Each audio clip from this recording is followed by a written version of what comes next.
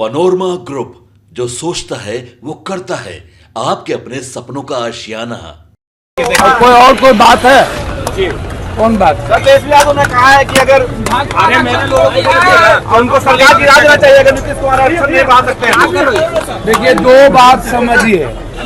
पहले तो जो लगातार बच्चे की मौत हो रही है कोचिंग वाले में, उसमें है कि पटना में जितना कोचिंग माफिया है। नमस्कार, स्वागत है आपका सिटी पोस्ट लाइव में। मैं हूं मुस्कान। आपको बता दें, पूर्णिया के सांसद पप्पू यादव फिर से हमलावर दिखे हैं पक्ष पर। जी हां, आपको बता दें, उनका कहना है कि जो राहुल गांधी कह रहे हैं कि ईडी उन पर अब आने वाली है, ईडी उन पर कार्रवाई करेगी, तो उस पर कहते नजर आ रहे हैं कि राहुल गांधी का जो परिवार है वो शहीदों का परिवार है। वो ईडी वीडी से डरने वाला परिवार नहीं है। ना वो मरने से डरते हैं, ना वो करने से डरते हैं। जी हाँ, और कहते नजर आए कि जो मेडिकल माफिया है उन पर कार्रवाई होनी चाहिए। जो बच्चों के भविष्य के साथ खिलवाड़ हो रहा है, और रिजर्वेशन पे बोलते आए कि जो आरक्षण है उसको तो खत्म कर ही दिया गया है। ओबीसी का जो हालत है वो बिहार में खराब है। बिहार में ही क्या, पूरे भारत में उनकी हालत खराब हो चुकी है। और क्या कुछ कहते नजर आए पप्पू यादव, हम आपको छोड़े जाते हैं उनकी बातों के साथ। कोई बात है जी? कौन बात? तेजस्वी यादव ने कहा है कि अगर उनको सरकार की राह देना चाहिए, अगर नीतीश कुमार आरक्षण नहीं बढ़ा सकते हैं। देखिए, दो बात समझिए। पहले तो जो लगातार बच्चे की मौत हो रही है कोचिंग वाले में, उसमें है कि पटना में जितना कोचिंग माफिया है, कोचिंग माफिया के लिए एक गाइडलाइन बने, एक एडवाइजरी बने, उस पर सरकार का अंकुश हो। तो अभी हम लगातार कोचिंग माफिया दिल्ली से लेकर के पटना तक ये सवाल है, तो क्या बिहार के कोचिंग माफिया के लिए अभी तक सरकार भी कोई पॉलिसी बनाया है, कोई गाइडलाइन बनाया है? ये आप इसको देखिए। दूसरा चीज, आरक्षण के सवाल पर बिल्कुल एक बात समझिए, सही कह रहा, नीचे रखिए, नीचे रखो, नहीं तो नहीं करने देंगे। सब सुप्रीम कोर्ट का जो एक आदेश आया है ST SC में क्रीमिलियर को लेकर के, इस पर बड़े समीक्षा की जरूरत है। एक तरफ आरक्षण को लगातार कटल करने की, दूसरे तरफ आरक्षण जब बिहार में या तमिलनाडु में पहले भी दिया गया 67%, उसके बाद मेरा एक आग्रह है, सिर्फ यह कहना कि नीतीश कुमार जी यदि डबल इंजन इसको अध्यादेश नहीं ला पाते हैं, भैया तो क्या बोलेंगे आप लोग ऐसे करिएगा तो? भैया मैं क्या कह रहा हूँ सुनिए। मेरा कहना यह है कि आरक्षण के सवाल पर 7 जज का जो आदेश है, इस पर बड़े समीक्षा की जरूरत है और सदन में इस पर चर्चा करने की जरूरत है। सर्वदलीय बैठक की आवश्यकता है। अब ST SC में जिसकी आर्थिक, सामाजिक, शैक्षणिक आज भी 1.7 से ऊपर नहीं है, और वहां भी क्रीमिलेयर की बात होगी, तो निश्चित रूप से एक समीक्षा की जरूरत है और उस पर अध्यादेश लाने की जरूरत है। लेकिन जो बिहार ऊपर रखे रहते हो हमेशा, लेकिन जो बिहार की बात है उसमें मेरा सीधा है कि बिहार में गलती किसने की? सरकार तो दोनों आदमी की थी ना।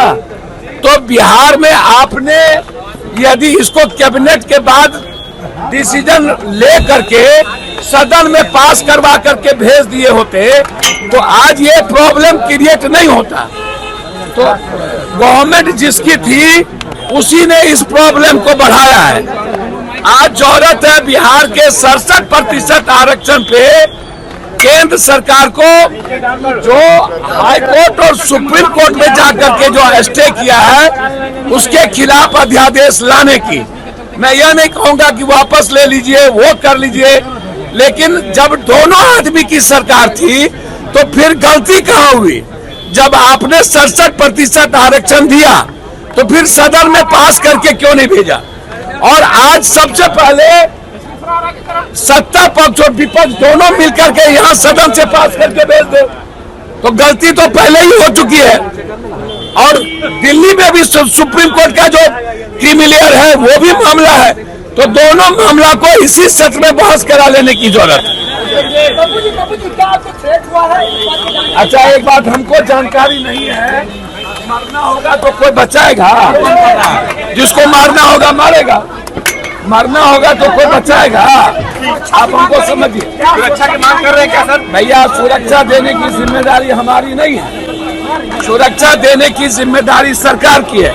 सरकार दे न दे मैं कुछ नहीं जानता, मैं इतना जानता हूं कि बिहार में जिस तरीके से अपराध बढ़े हैं और मुझे लगता है कि भट्टी जी को हटाने की जो व्यवस्था, हमें जो जानकारी है कि भट्टी जी को जो प्रतिनियुक्त था उसको यहाँ से वापस करने के लिए, रिलीव करने की जो बात चल रही है, तो इसका मतलब है कि शासन प्रशासन में कुछ भी अच्छा नहीं है, कुछ भी सही नहीं चल रहा है। आखिर भट्टी जी क्यों बिहार से जाना चाह रहे हैं या बिहार से भट्टी जी को क्यों हटाया जा रहा है, यह सबसे बड़ा सवाल है।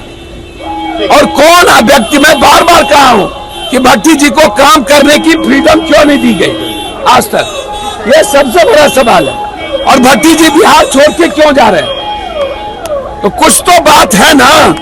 सुरक्षा की चिंता मुझे नहीं है, सरकार को देना हो दे, ना देना हो दे ना दे, और ना मैं अपराधी से डरता और ना मैं मरने से डरता हूं। जिसको मारना हो, माफिया के खिलाफ लड़ाई है, मेडिकल माफिया के खिलाफ लड़ाई है, जमीन माफिया के खिलाफ लड़ाई है। कल भी सदन में मेडिकल माफिया के खिलाफ मैं आग उगला हूं, एजुकेशन माफिया, ये जितने एजुकेशन माफिया उसके खिलाफ है स्ट्रिंग नीति। तो एजुकेशन माफिया पर निरंकुश लगना चाहिए, उस पर गाइडलाइन होना चाहिए और सरकार एक नियमावली बनाए किसी भी कीमत पर। सबसे ज्यादा शोषण बिहार के बच्चों का एजुकेशन माफिया कर रहा है, इसलिए है सीधा लड़ाई है, एजुकेशन माफिया से भी है, मेडिकल माफिया से भी है। तो इसीलिए जान की चिंता मुझे नहीं। आरक्षण के अंदर आरक्षण की बात हो रही है, बिल्कुल गलत है। मैं इसको ओबीसी को पहले ही बर्बाद कर दिया, अब एसटी एससी को बर्बाद करना चाहते हैं। इस पर सदन में चर्चा की जरूरत है, जरूरत पड़े तो अध्यादेश लाने की जरूरत है। भैया, किसी को ईटे नहीं सताता है, शहादत शहीदों का परिवार है, जिसको मरने से नहीं डर है। राहुल गांधी को कोई डरा सकता है, लेकिन जो हालात है ईडी के, चूज एंड बाइफर्केशन, और जिस तरीके से आप कर रहे हो, बिहार में बहुत सारे पदाधिकारी पर ईडी का केस है, जो बड़े बड़े पदों पर सेक्रेटरी बैठे हुए हैं, 2-3। सबका नाम आ रहा है सर, जितना आईएएस है पटना में बैठे हुए सेक्रेटरी सब ईडी के शिकंजे में है। तेजस्वी यादव कल मिलने गए थे मुकेश सहनी से और कर रहे। अच्छा, ये कोई मैटर है?